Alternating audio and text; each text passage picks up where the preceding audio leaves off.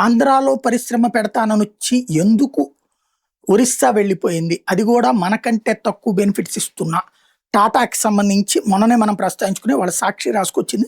ఒరిస్సాకి 6,675 కోట్ల టాటా పవర్ ఇంగా వేఫర్ తయారీ కేంద్రం వెళ్ళిపోయింది. ఇక్కడ భూములిచ్చాం, రాయితీలు కుమ్మరించినా కూడా కంపెనీ వద్దనుకుంది. ఆంధ్రప్రదేశ్ కన్నా తక్కువ రాయితీలు ఇచ్చిన ఒరిస్సానే బెటర్ అనుకుంది. ఒరిస్సాలో విద్యుత్ చౌకగా ఉండటం, మౌలిక వస్తువులు బాగుండటం, ఆంధ్రప్రదేశ్ కంటే ఒరిస్సానే బాగుంది అంటూ టాటా పవర్ సీఈఓ పర్వీన్ సిన్హా వ్యాఖ్యానించడం ఇది గుర్తు చేస్తుంది సాక్షి. జీవోలు కూడా ఇచ్చిన తర్వాత రాష్ట్రం నుంచి వెళ్ళిపోయిన 6వ కంపెనీ టాటా అయ్యింది. ఇప్పటికే హిందుస్థాన్ కోకోకోలా వెళ్ళిపోయింది, ఆజాద్ మొబిలిటీ వెళ్ళిపోయింది, జూపిటర్ వెళ్ళిపోయింది, జిన్ఫ్రా వెళ్ళిపోయింది, ఐస్పేస్ వెళ్ళిపోయింది.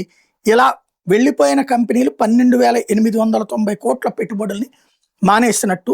అదే సందర్భంలో రాష్ట్రంలో ఏదో 25% పెట్టుబడులు భారతదేశం మొత్తం మీద మాకే వస్తున్నాయని చెప్తున్నారు.